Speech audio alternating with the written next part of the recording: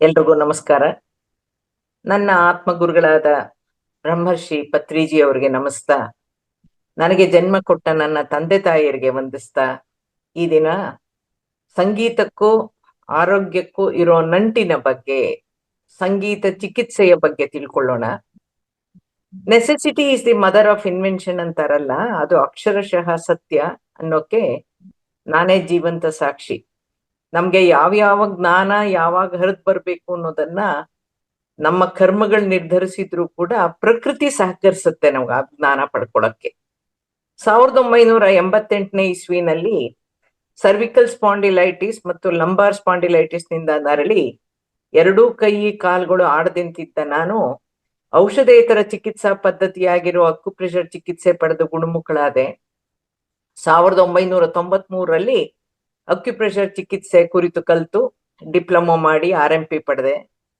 1995ರಲ್ಲಿ ಔಷಧೇತರ ಚಿಕಿತ್ಸಾ ಪದ್ಧತಿಗಳಾದ cosmic healing, hypnosis, ವರ್ಣ ಚಿಕಿತ್ಸೆ, ಅಯಸ್ಕಾಂತ ಚಿಕಿತ್ಸೆ ಮುಂತಾದ ಪ್ರಾಣಶಕ್ತಿ ಚೈತನ್ಯ ಹಾಗೂ ವಿಶ್ವಶಕ್ತಿ ಚೈತನ್ಯವನ್ನ ಬಳಸಿ ದೈಹಿಕ ಕಾಯಿಲೆಗಳನ್ನ ಹಾಗೂ ಮನೋಸ್ಥಿತಿಗಳನ್ನ ಸರಿಪಡಿಸಿಕೊಳ್ಳುವಂತಹ ತರಬೇತಿ ಕಾರ್ಯಕ್ರಮದಲ್ಲಿ ಭಾಗವಹಿಸಿದ ನನಗೆ ಔಷಧೇತರ ಚಿಕಿತ್ಸಾ ಪದ್ಧತಿಗಳಲ್ಲಿ ಹಾಗೂ ಅಧ್ಯಾತ್ಮದಲ್ಲಿ ಅತಿ ಹೆಚ್ಚಿನ ಆಸಕ್ತಿ ಮೂಡ್ತು. ನನ್ನ ಆಧ್ಯಾತ್ಮಿಕ ತೃಷೆಗೆ ಪೂರಕವಾಗಿ 1997ರಲ್ಲಿ ಅತಿ ಉತ್ತಮವಾದ ಆಧ್ಯಾತ್ಮಿಕ ಗುರುಗಳಾದ ಬ್ರಹ್ಮರ್ಷಿ ಸುಭಾಷ್ ಪತ್ರಿಜಿ ಅವರು ನನಗೆ ಸಿಕ್ಕಿದ್ರು. ಅವರ ಮೂಲಕನೇ ನನಗೆ ಆನಾಪಾನಸತಿ ಧ್ಯಾನ ಪರಿಚಯವಾಗಿ ನಮಗೆ ಧ್ಯಾನಕ್ಕಾಗಿ ಸಂಗೀತ ಅನ್ನೋ ಪರಿಕಲ್ಪನೆ ಪರಿಚಯವಾಗಿತ್ತು. ಅವರು ನೀಡ್ತಾ ಇದ್ದಂತ ಆಧ್ಯಾತ್ಮಿಕ ಉಪನ್ಯಾಸಗಳು, ಅವರು ವಿವರಿಸ್ತಾ ಇದ್ದಂತ ಆಧ್ಯಾತ್ಮಿಕ ಪರಿಕಲ್ಪನೆಗಳು, ಜೊತೆಗೆ ಕೊಳಲಿನ ಸಂಗೀತದ ಮೂಲಕ ಅವರು ಕಲಿಸ್ತಾ ಇದ್ದಂತ ಧ್ಯಾನ ವಿಧಾನ ನನ್ನಲ್ಲಿದ್ದ ಅಜ್ಞಾನದ ತೆರೆಯನ್ನ ಸರಿಸ್ತು. ಅಧ್ಯಾತ್ಮ, ಸಂಗೀತ, ಧ್ಯಾನ, ಮನಸ್ಸು ಹಾಗೂ ಆರೋಗ್ಯ ಹೇಗೆ ಪರಸ್ಪರ ಪೂರಕವಾಗಿದೆ ಅಂತ ತಿಳಿಯೋ ಉತ್ಸಾಹ, ಕುತೂಹಲ ನನ್ನಲ್ಲಿ ಹೆಚ್ಚಾಯ್ತು. ನಮ್ಮ ಗುರುಗಳು ಕರ್ನಾಟಕದಲ್ಲಿ ನೀಡ್ತಾ ಇದ್ದಂತ 100 ಕಾರ್ಯಕ್ರಮಗಳಲ್ಲಿ ಅವರ ಆಂಗ್ಲ ಭಾಷೆಯ ಉಪನ್ಯಾಸಗಳನ್ನ ವೇದಿಕೆಯಲ್ಲಿ ಅಲ್ಲಿಂದಲ್ಲೇ ಕನ್ನಡಕ್ಕೆ ತರ್ಜುಮೆ ಮಾಡೋ ಕೆಲಸ ನನ್ಗೆ ವಹಿಸಿದ್ರಿಂದ ಹೆಚ್ಚಿನ ಆಧ್ಯಾತ್ಮಿಕ ವಿಷಯ ವಿಚಾರಗಳನ್ನ ತಿಳ್ಕೊಳ್ಳೋ ಸದವಕಾಶವು ನನಗೆ ಸಿಕ್ತು. ಮನೋಶಕ್ತಿಯಲ್ಲಿ ಅಂತಾರಾಷ್ಟ್ರೀಯ ಸಿಲ್ವಾ 2000 ಸಂಸ್ಥೆಯಿಂದ ಎಸೆನ್ಷಿಯಲ್ ಮೈಂಡ್ ಪವರ್ ನಲ್ಲಿ ಪದವಿನೂ ಪಡ್ಕೊಂಡೆ. ಪತ್ರಿ ಸರ್ಕಲ್ಸ್ ಕೊಟ್ಟ ಆನಾಪಾನಸತಿ ಧ್ಯಾನ ವಿಧಾನದಿಂದ, ಅವರ ಮಾರ್ಗದರ್ಶನದಿಂದ 2002ರಲ್ಲಿ ನನ್ನ 4ನೇ ಆಪರೇಷನ್ ತಪ್ಸಕ್ಕಾಯ್ತು. 2003ರಲ್ಲಿ ನನಗೆ ರಕ್ತದೊತ್ತಡ, ಹೃದಯದ ತೊಂದರೆ ಮತ್ತು ಸಕ್ಕರೆ ಕಾಯಿಲೆ ಒಟ್ಟಾಗಿ ಬಂದು ಪರಿಹಾರನೇ ಇಲ್ಲ ಅನ್ನೋಂತಾರ ಆದಾಗ ಮುದ್ರಾ ವಿಜ್ಞಾನ ಕುರಿತು ಆಳವಾದ ಅಧ್ಯಯನ ನಡೆಸಿ ಅಳವಡಿಸ್ಕೊಂಡು, ಜೊತೆಗೆ ಪ್ರಕೃತಿ ಚಿಕಿತ್ಸೆಯಲ್ಲಿ ಒಂದಾದ ಜಲ ಚಿಕಿತ್ಸೆಯನ್ನು ಅಳವಡಿಸ್ಕೊಂಡು ಹೃದಯದ ತೊಂದರೆಯಿಂದ ಅಂದ್ರೆ ಹಾರ್ಟ್ ಎನ್ಲಾರ್ಜ್ಮೆಂಟ್ ಇಂದ ಹೊರಬಂದೆ. 2004ರಲ್ಲಿ ಕೈಲಾಸ ಮಾನಸ ಸರೋವರ ಯಾತ್ರೆ ಮಾಡಕ್ಕೆ ಸಾಧ್ಯ ಆಯ್ತು. ಧ್ಯಾನ, ಯೋಗ ಮತ್ತು ಮುದ್ರೆ ನನ್ನ ಜೀವನದ ಅವಿಭಾಜ್ಯ ಅಂಗವಾಯಿತು. ನನಗಿದ್ದ ಅಲ್ಪ ಸ್ವಲ್ಪ ಶಾಸ್ತ್ರೀಯ ಸಂಗೀತದ ಜ್ಞಾನವೂ ಕೂಡ ನನಗೆ ಚಿಕಿತ್ಸೆಯಾಗಬಲ್ಲದು ಅಂತ ಅನ್ನೋ ಬಗ್ಗೆ ನಂಗೆ ತಿಳಿದಾಗ ಕುತೂಹಲ ಮೂಡಿ, ಅದರ ಬಗ್ಗೆನೂ ಹೆಚ್ಚು ತಿಳಿಯೋಕ್ಕೋಸ್ಕರ ಸಾಕಷ್ಟು ಅಧ್ಯಯನ ನಡೆಸಿ ಸಂಗೀತ ಚಿಕಿತ್ಸೆ ಕುರಿತು 10 ಹಲವು ವಿಚಾರಗಳನ್ನ ಸಂಗ್ರಹಿಸಿ ಸಂಗೀತವನ್ನ ಆಲಿಸೋ ಮೂಲಕ ಸಂಗೀತ ಚಿಕಿತ್ಸಾ ವಿಧಾನವನ್ನ ಅಳವಡಿಸ್ಕೊಂಡೆ. ನಾನು ಹಾಡ್ತಾ ಇರ್ಲಿಲ್ಲ, ಹಾಡ್ತಾ ಇದ್ದಿದ್ದು ನಿಲ್ಸೋ ತರ ಸ್ಥಿತಿ ಬಂದಿತ್ತು. ಗಂಟ್ಲ ಆಪರೇಷನ್ ಆದಾಗ ಕಿರ್ನಾಲ್ಗೆನ ಇನ್ಫೆಕ್ಷನ್ ಆಗಿದೆ ಅಂತ ಅದನ್ನ ಸ್ವಲ್ಪ ತುಂಡು ಮಾಡಿದ್ರಿಂದ ಧ್ವನಿ ಹೊರಟೋಯ್ತು. ನನಗೆ 3 months ಇರ್ಲಿಲ್ಲ. ಮತ್ತೆ ಸಂಕಲ್ಪಗಳಿಂದ, ಧ್ಯಾನದಿಂದ ಧ್ವನಿ ಬಂತು, ಆದ್ರೆ ಒಂದೇ ಪಿಚ್ಚಲ್ಲೇ ಮಾತಾಡಕ್ಕಾಗೋದು, ಹಾಡಕ್ಕಾಗಲ್ಲ. ಹಾಗಾಗಿ ಸಂಗೀತವನ್ನ ಆಲಿಸೋ ಮೂಲಕ ಸಂಗೀತ ಚಿಕಿತ್ಸಾ ವಿಧಾನವನ್ನ ಅಳವಡಿಸ್ಕೊಂಡೆ. ಸಾಕಷ್ಟು ಸುಧಾರಣೆಯನ್ನ ಕಂಡುಕೊಂಡೆ. ನಾನು ಸಂಗ್ರಹಿಸಿದ ಸಂಗೀತದ ಚಿಕಿತ್ಸಾ ವ್ಯಾಪ್ತಿಯನ್ನ, ಮಾಹಿತಿಯನ್ನ ಎಲ್ರಿಗೂ ತಿಳಿಸ್ಬೇಕು ಅನ್ನೋ ಹಂಬಲ ನನ್ನಲ್ಲಿ ಉಂಟಾಯಿತು. ವೀಕ್ಷಕರೇ, ಇಂದು ಆರೋಗ್ಯಕ್ಕಾಗಿ ಸಂಗೀತದ ಬಗ್ಗೆ ಅಂದ್ರೆ ಸಂಗೀತ ಚಿಕಿತ್ಸೆಯ ಬಗ್ಗೆ ಕುತೂಹಲಕಾರಿ ವಿಷಯಗಳನ್ನ ತಿಳ್ಕೊಳ್ಳೋಣ. ನಮ್ಮ ಡಾಕ್ಟರ್ ರಂಗನಾಥ್ ಸರ್ ಅವರ ಸಮಗ್ರ ಸ್ವಾಸ್ಥ್ಯ ಕಾರ್ಯಕ್ರಮಕ್ಕೆ ಈ ದಿನದ ವಿಷಯವಾಗಿರೋ ಸಂಗೀತ ಚಿಕಿತ್ಸೆಯು ಪೂರಕವಾಗಿರುತ್ತೆ ಅಂತ ಈ ವಿಷಯವನ್ನ ಆಯ್ಕೆ ಮಾಡಿಕೊಂಡೆ. ಈ ಸಂಗೀತ ಚಿಕಿತ್ಸಾ ವಿಧಾನದಲ್ಲಿ ನಾವೇ ಸಂಗೀತವನ್ನ ಕಲಿತು ಹಾಡಬೇಕು ಅಂತೇನಿಲ್ಲ. ಧ್ಯಾನಸ್ಥರಾಗಿ ಸೂಕ್ತ ರಾಗಗಳ ಸಂಗೀತವನ್ನ ಆಲಿಸಿದ್ರೂ ಸಾಕು.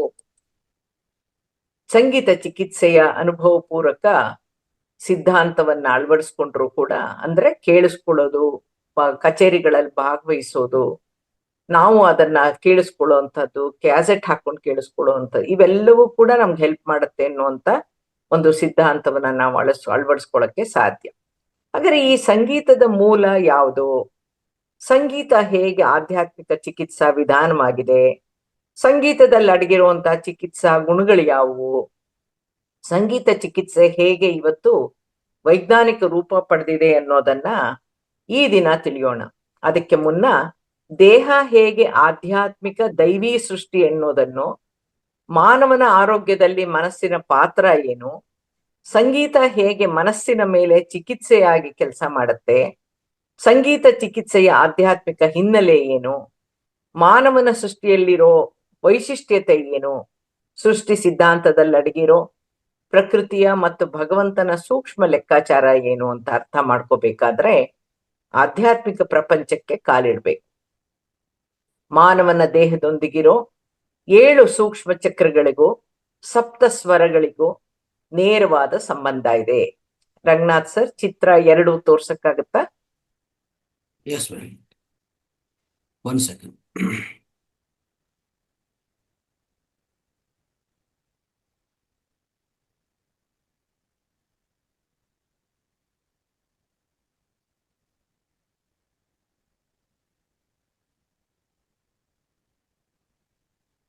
ಕಾಣಿಸ್ತಾ ಇದೆ.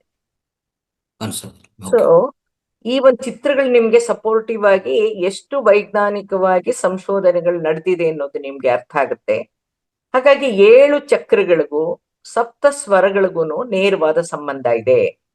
ಮಾನವನ ದೇಹದೊಂದಿಗಿರುವಂತಹ 7 ಸೂಕ್ಷ್ಮ ಚಕ್ರಗಳಿಗೂ ಆ ಚಕ್ರಗಳ ಬಣ್ಣಗಳಿಗೂ ಅದದೇ ಬಣ್ಣ ಹಾಕಿದಾರೆ ನೋಡಿ, ಆ ಚಿತ್ರದಲ್ಲಿ ತೋರಿಸುತ್ತೆ.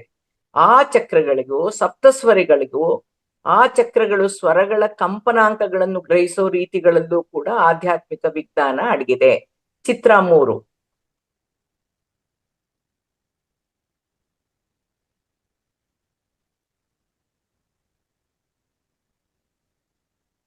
ಅಂತ ಮೇಡಮ್? ಇಲ್ಲ, ಬರ್ಬೇಕು.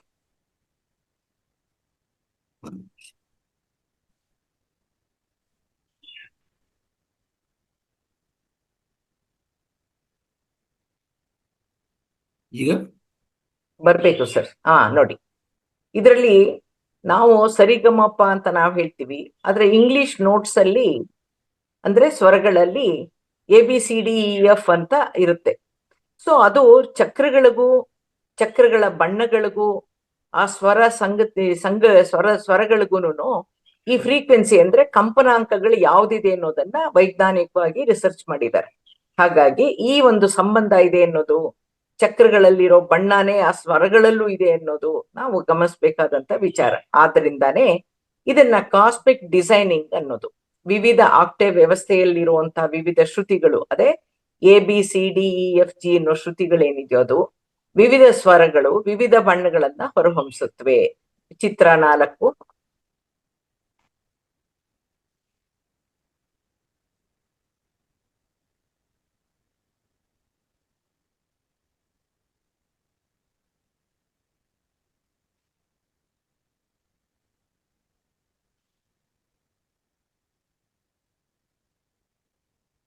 ನೋಡಿ, ಇದರಲ್ಲಿ ವಿವಿಧ ಸ್ವರಗಳು ವಿವಿಧ ಬಣ್ಣಗಳನ್ನ ಹೇಗೆ ಹೊರಹೊಮ್ಮಿಸುತ್ತೆ ಅನ್ನೋದನ್ನ ತೋರಿಸಿದ್ದಾರೆ, ಅದನ್ನ ಕಂಡು ಹುಡುಕಿದ್ದಾರೆ. ಈ ಶ್ರುತಿಗಳು ಹೊರಹೊಮ್ಮಿಸೋ ಬಣ್ಣಗಳು ದೇಹದೊಂದಿಗಿರುವಂತಹ 7 ಸೂಕ್ಷ್ಮ ಚಕ್ರಗಳ ಬಣ್ಣಗಳಿಗೆ ಅದೇ ಕ್ರಮಾನುಸಾರದಲ್ಲಿ ಹೊಂದಾಣಿಕೆ ಇದ್ದು ಆಯಾ ಚಕ್ರಗಳು ಆಯಾ ಬಣ್ಣಗಳನ್ನ ಹೀರ್ಕೊಳ್ಳುತ್ತೆ. ಇವೆಲ್ಲ ಸೃಷ್ಟಿಯ ಆಧ್ಯಾತ್ಮಿಕ ವ್ಯವಸ್ಥೆ, ಪ್ರಕೃತಿಯ ಸೂಕ್ಷ್ಮ ವ್ಯವಸ್ಥೆ. ಅದಕ್ಕೆ ಸಂಗೀತ ಚಿಕಿತ್ಸಾ ವಿಧಾನವನ್ನ ಆಧ್ಯಾತ್ಮಿಕ ಅನ್ನೋದು. ಕಣ್ಣಿಗೆ ಕಾಣಲ್ಲ, ಅದರ ಪ್ರಭಾವ ನಮ್ಮ ಮೇಲೆ, ನಮ್ಮ ದೇಹದ ಮೇಲೆ, ನಮ್ಮ ಚಕ್ರಗಳಲ್ಲಿ ನಮ್ಮ ಒಂದು ಕಂಪನಾಂಕಗಳನ್ನ ಹೀರ್ಕೊಳ್ಳುವಂತ ಶಕ್ತಿ ಇದೆ ಈ ಆಧ್ಯಾತ್ಮಿಕ ಶಾಸ್ತ್ರವನ್ನ. ಓಕೆ ಸರ್, ಥ್ಯಾಂಕ್ ಯು, ಆಮೇಲೆ ಹೇಳ್ತೀನಿ. ಆಧ್ಯಾತ್ಮಿಕ ಶಾಸ್ತ್ರವನ್ನ ತಿಳಿಸ್ಕೊಡುವಂತ ಪ್ರಮುಖ ಆಧ್ಯಾತ್ಮಿಕ ಗ್ರಂಥನೇ ಭಗವದ್ಗೀತೆ. ಭಗವದ್ಗೀತೆ ಪ್ರಕಾರ ಮಾನವ ಅಂತಂದ್ರೆ ದೇಹ ಪ್ಲಸ್ ಆತ್ಮ ಪ್ಲಸ್ ಮನಸ್ಸು ಪ್ಲಸ್ ಬುದ್ಧಿ ಅಂತ ನಮ್ಗೆಲ್ಲ ಗೊತ್ತು. ದೇಹ ಭೌತಿಕ ಹಾಗೂ ಸ್ಥೂಲ, ದೇಹದೊಂದಿಗಿರೋ ಆತ್ಮ, ಮನಸ್ಸು ಮತ್ತು ಬುದ್ಧಿ ಈ ಮೂರೂ ಕೂಡ ಸೂಕ್ಷ್ಮ ಮತ್ತು ಅಗೋಚರ, ಕಣ್ಣಿಗೆ ಕಾಣಲ್ಲ. ದೇಹದಲ್ಲಿ ಪ್ರಾಣ ಇದ್ರೆ ಮಾತ್ರ ಮನಸ್ಸು ಮತ್ತು ಬುದ್ಧಿಗೆ ಕೆಲಸ. ದೇಹದಲ್ಲಿ ಪ್ರಾಣ ಇರೋವರೆಗೂ ಅಥವಾ ದೇಹದೊಂದಿಗೆ ಆತ್ಮ ಇರೋವರೆಗೂ ಮನಸ್ಸಿನ ಇರುವಿಕೆ ಮತ್ತು ಬುದ್ಧಿಯ ಬಳಕೆ. ಇಂದ್ರಿಯಗಳಿಗೆ ಅಧಿಪತಿ ಮನಸ್ಸು. ಇಂದ್ರಿಯಗಳ ಮೂಲಕ ವಿಷಯ ಗ್ರಹಿಕೆ, ಶಬ್ದ ಗ್ರಹಿಕೆ. ಸಂಗೀತ ಅಂದ ತಕ್ಷಣ ಶಬ್ದ, ಫ್ರೀಕ್ವೆನ್ಸಿ, ಬಣ್ಣಗಳ ಕಡೆ ನಮ್ಮ ಗಮನ ಇರಬೇಕು. ಗ್ರಹಿಕೆಗೆ ಪ್ರೇರಣೆ ಬರಬೇಕಾಗಿರೋದು ಕೂಡ ಮನಸ್ಸಿನಿಂದ. ಮನಸ್ಸಿನಂತೆ ಬುದ್ಧಿ ವಿಷಯ ಗ್ರಹಿಕೆಯಿಂದ ಜ್ಞಾನ ಮತ್ತು ಆತ್ಮಾನುಭವದಿಂದ ಆತ್ಮಜ್ಞಾನ.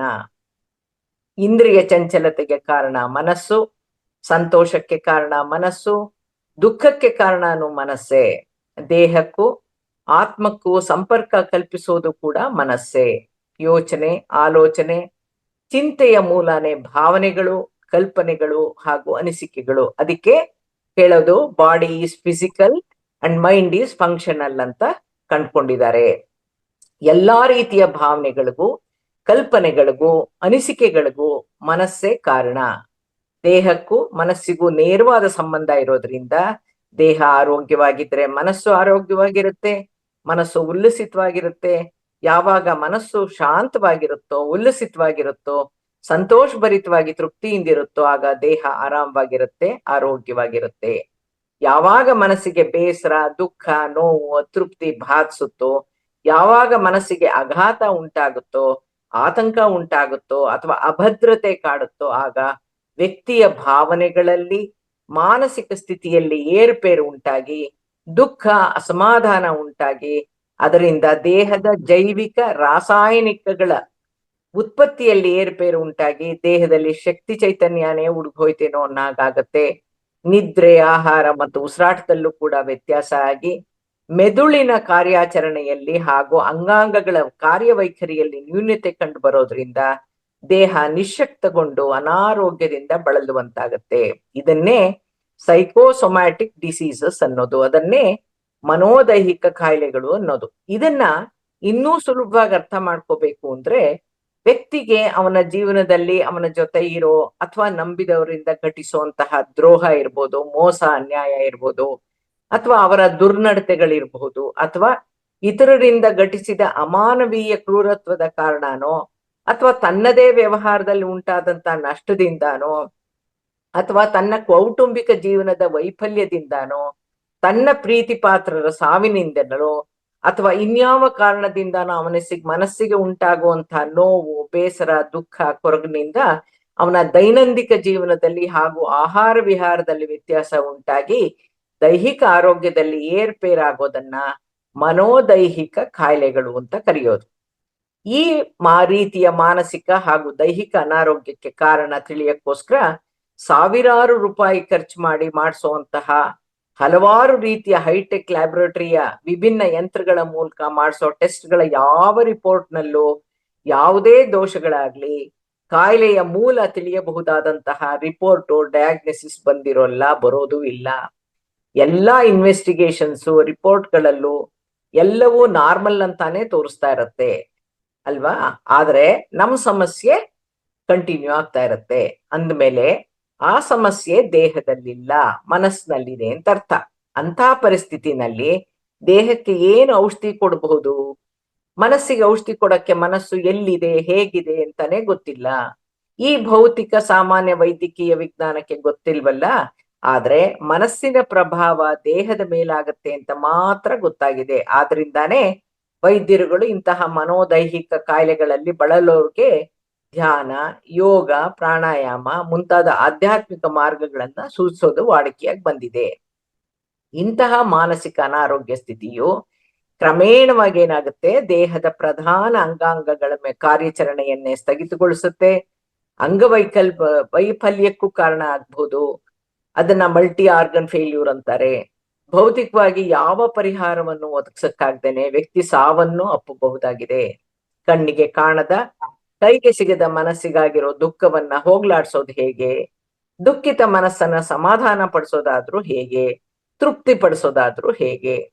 ಔಷಧೋಪಚಾರ ಮಾಡೋದಾದ್ರೂ ಹೇಗೆ? ಉದಾಹರಣೆಗೆ ಮಾತಿನಿಂದ ನೋವು ಮಾಡಿರೋರು, ನಡತೆಯಿಂದ ದ್ರೋಹ ಬಗ್ದಿರೋರು, ಅಥವಾ ವ್ಯವಹಾರದಲ್ಲಿ ಮೋಸ ಮಾಡಿರೋರು ಬಂದು ತಾವು ತುಂಬಾ ಒಳ್ಳೆಯವರಂತೆ ನಮ್ಸಕ್ಕೋಸ್ಕರನೋ, ಅಥವಾ ಪಶ್ಚಾತ್ತಾಪದಿಂದನೋ, ಅಥವಾ ಬಾಯಿ ಮಾತಿಗೆ ಸಾರಿ ಅಂತಂದ್ರೆ ಮುಗ್ದು ಹೋಗುತ್ತೆ ಅಂತಾನೋ, ಅಥವಾ ತೋರಿಕೆಗಾಗಿಯೋ ಅಥವಾ ನಾಟಕೀಯವಾಗಿಯೋ ನನ್ನನ್ನ ಕ್ಷಮಿಸು ಅಂತ ಆ ವ್ಯಕ್ತಿಯ ಕಾಲಿಗೆ ಬಿದ್ದಾಕ್ಷಣನೋ, ಅಥವಾ ನಡೆದಿದ್ದೆಲ್ಲ ಒಂದು ಕನ್ಸು ಅಂತ ಮರ್ತು ಬಿಡಿ ತಪ್ಪಾಯ್ತು ಅಂತಂದ ತಕ್ಷಣ ಆ ನೊಂದಿರೋ ವ್ಯಕ್ತಿ, ಆ ಆಘಾತಕ್ಕೊಳಗಾಗಿರುವಂತ ವ್ಯಕ್ತಿ ಮೊದಲಿನ ಆರೋಗ್ಯ ಸ್ಥಿತಿಗೆ ಬರಕ್ಕೆ ಸಾಧ್ಯನಾ? ಅವನ ಭಾವನೆಗಳಿಗಾಗಿರೋ, ನಂಬಿಕೆಗಳಿಗಾಗಿರೋ ಹಾನಿಯನ್ನ ಸರಿಪಡಿಸಕ್ಕೆ ಸಾಧ್ಯನಾ? ಮನೋವಿಜ್ಞಾನ ಸೈಕಾಲಜಿ ಏನ್ ಹೇಳತ್ತೆ ಅಂದ್ರೆ, ಮಾನವನ ಜೀವನದಲ್ಲಿ ಅವನ ಜೀವನದ ಪ್ರತಿ ಮೊದಲನೇ ಘಟನೆಗಳು, ಆಘಾತಗಳು, ಅನ್ಯಾಯಗಳು, ವಂಚನೆಗಳು, ಶಾಕ್ ಅಥವಾ ಅತ್ಯಾನಂದಗಳು, ಆಶ್ಚರ್ಯಕರ ಘಟನೆಗಳು, ಯಶಸ್ಸುಗಳು ಶಾಶ್ವತ ನೆನಪಿನಲ್ಲಿದ್ದು ಮರೆಯಕ್ಕೆ ಸಾಧ್ಯನೇ ಇಲ್ಲ ಅಂತ ಹೇಳುತ್ತೆ. ಅತ್ಯಾನಂದಗಳು, ತೃಪ್ತಿ ಮತ್ತು ನೆಮ್ಮದಿಯು ವ್ಯಕ್ತಿಯ ಆರೋಗ್ಯ, ಆಯಸ್ಸು ಮತ್ತು ಉತ್ಸಾಹವನ್ನು ಹೆಚ್ಚಿಸಿದ್ರೆ, ಆಘಾತಗಳು ವ್ಯಕ್ತಿಯ ಜೀವನವನ್ನೇ ನಾಶ ಮಾಡ್ಬಿಡುತ್ತೆ. ಮನೋರೋಗಕ್ಕೆ ಕಾರಣವಾಗಿರುವಂತಹ ಆಘಾತಕಾರ ನೆನಪುಗಳು ಮರುಕಳಿಸದಂತಹ ವಾತಾವರಣ ರೂಪಿತವಾದಾಗ ಮಾತ್ರ ಆ ವ್ಯಕ್ತಿ ಜೀವಿಸಬಲ್ಲ. ಮನೋರೋಗಕ್ಕೆ ಮದ್ದಿಲ್ಲ ಅಂತ ಸೈಕಾಲಜಿ ಹೇಳುತ್ತೆ.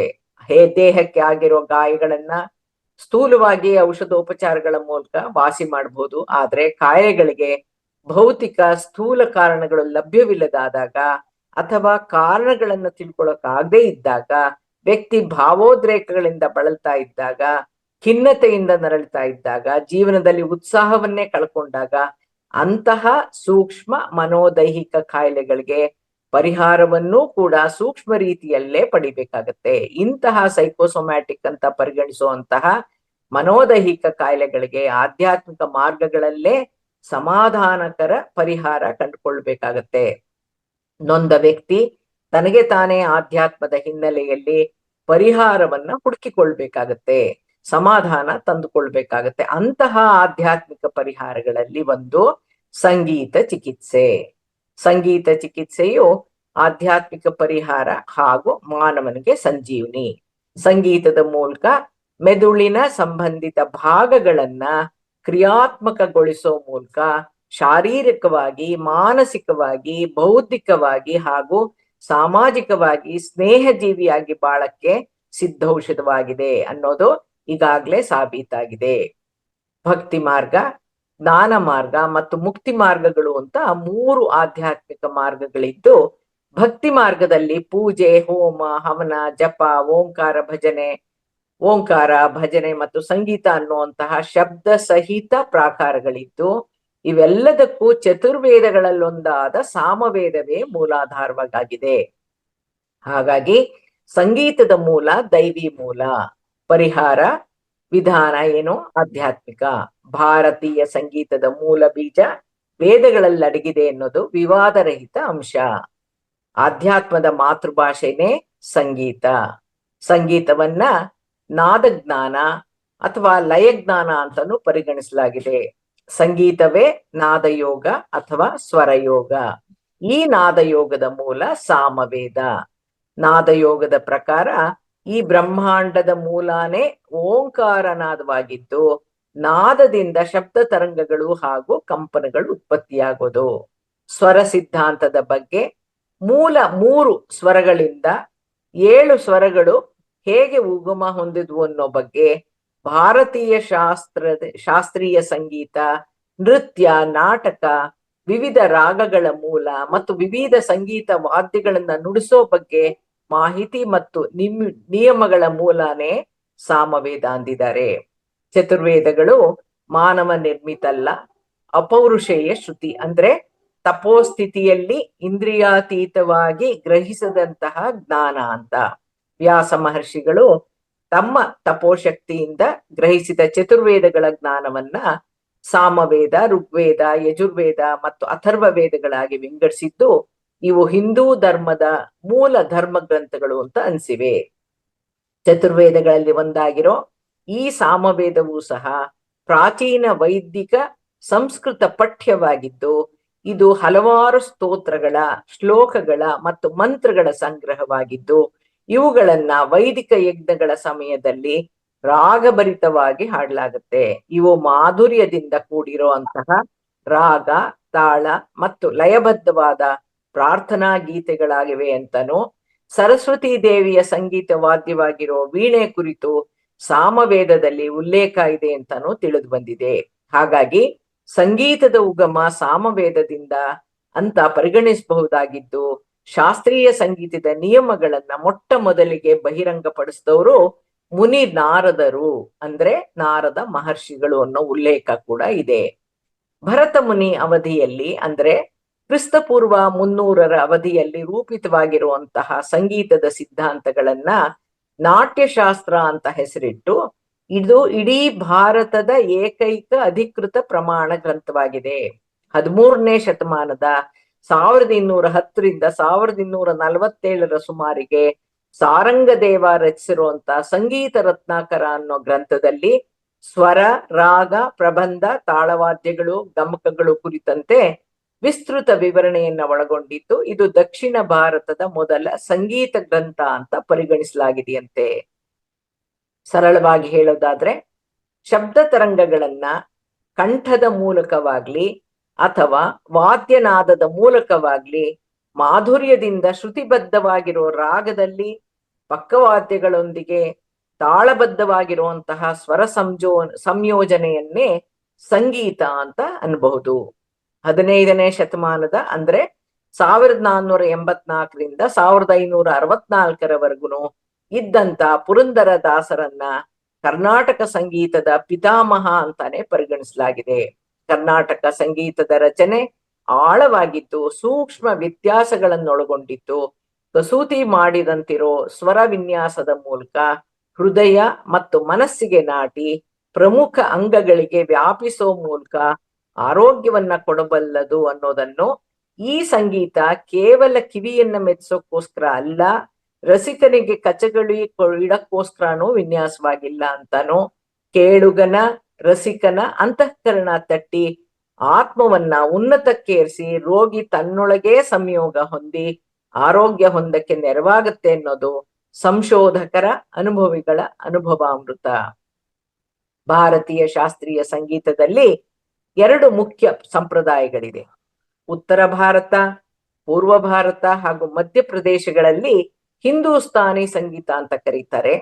ದಕ್ಷಿಣ ಭಾರತದ ಕರ್ನಾಟಕ, ಆಂಧ್ರ ಪ್ರದೇಶ, ತಮಿಳುನಾಡು ಮತ್ತು ಕೇರಳದಲ್ಲಿ ಕರ್ನಾಟಕ ಸಂಗೀತ ಅಂತನೂ ಪ್ರಚಲಿತವಾಗಿದೆ.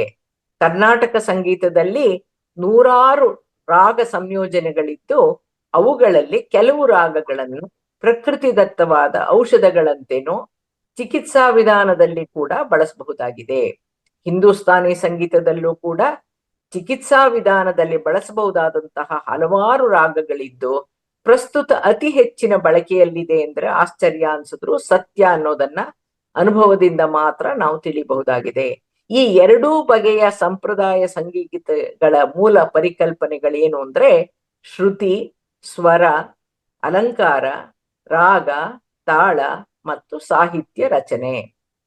ಪಾಶ್ಚಾತ್ಯ ಶಾಸ್ತ್ರೀಯ ಸಂಗೀತದ ಪರಿಕಲ್ಪನೆಗಳೂ ಕೂಡ ಅವರದೇ ಆದಂತಹ ಸ್ವರ ಸಂಯೋಜನೆಗಳು ನಿಯಮಾನುಸಾರವಾಗಿದ್ದು, ಇಲ್ಲಿ ಶ್ರುತಿಯ ಆಕ್ಟೇವ್ ವ್ಯವಸ್ಥೆಯನ್ನ 22 ಭಾಗಗಳಾಗಿ ವಿಂಗಡಿಸಲಾಗಿದೆ ಅಂತ ಹೇಳಿದ್ದಾರೆ.